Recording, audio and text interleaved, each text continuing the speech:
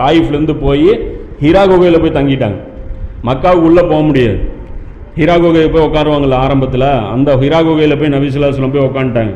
அப்போ அந்த இடத்துல வந்து சாலிம் இவர் இருக்கார் இல்லையா, ஜயத் ரலியல்லாஹு, ஜயத் ரலியல்லாஹு வந்து ரசூலுல்லாஹ் பார்த்து கேட்குறாங்க, ஏங்க மக்காவுக்கு வெளியே வந்து முகாம் போட்டீங்க, வேற ஊர் எங்கேயாவது போகலாம், மக்காவில் நம்ம நின்றுட்டுருக்கிறோம், இங்கே குறைஷிகள் உங்களை மக்காவில் இருந்து வெளியேற்றி இருக்கும் நிலையில், இதுதான் பாயிண்ட், மக்காவிலிருந்து வெளியே துரத்தியாச்சு ரசூலுல்லாஹ், வெளியேற்றப்பட்டிருக்கும் நிலையில் நீங்கள் இப்பொழுது எப்படி அங்கு செல்ல முடியும், எப்படி நீங்கள் மறுபடியும் அந்த ஊருக்குள்ளே போக முடியும், இப்போ தான் வெளியேற்றிட்டாங்களே அப்படின்னு சொல்லி அவர் கேட்குறாரு.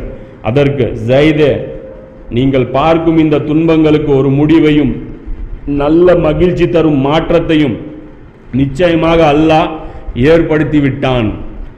இந்த துன்பங்களை அல்லாஹ் முடிச்சு வச்சிட்டான், இதுக்கப்புறம் நமக்கு துன்பங்கிறது கிடையாது. ரசூலுல்லாஹ் சொல்கிறாங்க, இந்த ஸ்டேஜ் தாண்டிட்டோம், இப்போ எல்லாம் டெஸ்ட் வைக்கிறான், வாங்குறாங்களா, வாங்கிட்டு நிற்கிறாங்களா, டெஸ்ட் வைக்கிறான், டெஸ்ட் எக்ஸாம் இதோட முடியுது. இதுக்கப்புறம் ரசூலுல்லாஹ் துன்பப்படவே இல்லை. தாயிஃபுக்கு அப்புறம் நபி ஸல்லல்லாஹு அலைஹி வஸல்லம் துன்பம் வரவே இல்லை. நல்ல மகிழ்ச்சி தரும் மாற்றத்தை நிச்சயம் அல்லாஹ் ஏற்படுத்தியிருக்கிறான். நிச்சயமாக அல்லாஹ் அவனது மார்க்கத்திற்கு உதவி செய்வான், அவனது நபிக்கும் வெற்றியை தருவான் அப்படின்னு சொல்லி நபி ஸல்லல்லாஹு அலைஹி வஸல்லம் ஒரு நற்செய்தி சொல்கிறாங்க. அந்த வசனம் நோட் பண்ண மாட்டோம், அது இதில் இருக்குது, ரஹீக்கில் கூட அதை நோட் பண்ணி வச்சுருக்காங்க.